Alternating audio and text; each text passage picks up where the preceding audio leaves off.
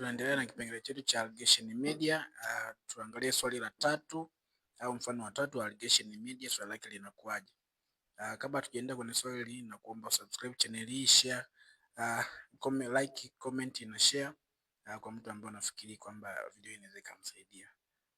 Swali namba 3 tunasema what is percentage strength of alcohol in a mixture of 500 ml of solution containing 40%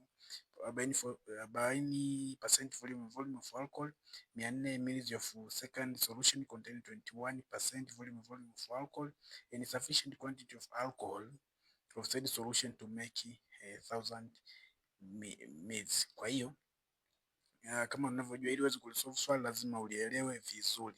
Kwa hiyo swali nasema hivi, utafute asilimia za mchanganyiko wa alcohol ambao mchanganyiko huu ulitengenezwa na alcohol ya 40 ambayo ina mililita 500, alcohol ya 21 ambayo ina mililita 400, lakini vile vile na solution ya mwisho ambayo haikuwa alcohol ila tu iliongezwa kiwango cha kutosha, lakini solution hiyo ilikuja kutengeneza kwa pamoja solution hiyo ikaja kutengeneza ikawa na mililita 1000. Kwa hiyo solution nzima ilikuja kutengenezwa baadaye mchanganyiko ilikuwa ni mililita 1000.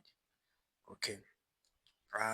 Swali hili tuna kitu kinaitwa non alcohol ambayo sasa hawajatupa kiwango chake, wametupa tu kwamba iliwekwa ya kutosha. Kwa hiyo cha kwanza lazima tujue ilikuwa ni kiwango gani. Kwa hiyo ili tuweze kujua kiwango gani, tunachukua kiwango cha percentage nzima, kiwango cha mils ya solution nzima, tunatoa na viwango vya mils vya zile solution ambazo zilikuwa ni alcohol. Kwa hiyo tuna alcohol yenye mils 500 na mils 400. Kwa hiyo tunachukua 1000 tunatoa 500 tunatoa 400. Jibu tutakalopata ndio kilikuwa kiwango cha non alcoholic solution ambapo kilikuwa ni 100 mils. Then sasa tunaelekea,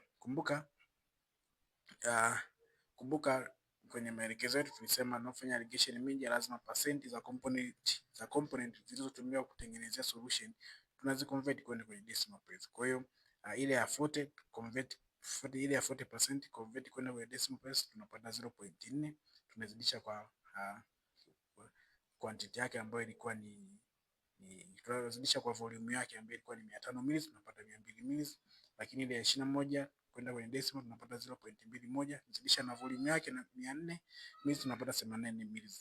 Kwa hiyo kama kawaida tunajumlisha tumesahau ile nani alcoholic. Tulisema kwamba kama kwenye swali tukipewa nani alcoholic, tukipewa tusipopewa, yani tulisema kwamba tusipopewa kiwango percentage ya inactive ingredient au fake kwenye swali, basi inakuwa ni sawa na 0%. Kwa hiyo nani alcoholic hatukupewa percentage yake, lakini ni yenyewe ni kama nani inactive ingredient, kwa hiyo inakuwa ni sawa na 0. Kwa hiyo ni 0 ambayo milizi yake ilikuwa ni 100. Kwa hiyo na yenyewe tunazidishia tunapata 0, then tunajumlisha 200 jumlisha 84 jumlisha 0, then 500 jumlisha 400 jumlisha 100, ambapo tunakuja tunapata 1000 ml kwa 284 ml. Then ili tuweze kupata percentage strength tulioulizwa, tunachukua 284 tunagawa kwa 1000 ml.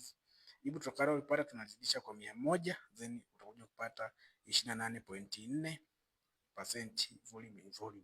Kwa hiyo hapo unakuwa umepata jibu la swali kwa namna hiyo.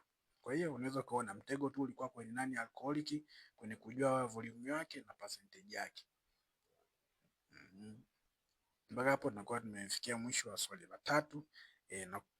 Na kuomba subscribe channel hii, vile vile like, comment, vile share kwa mtu ambaye unafikiri video hii inaweza kumsaidia.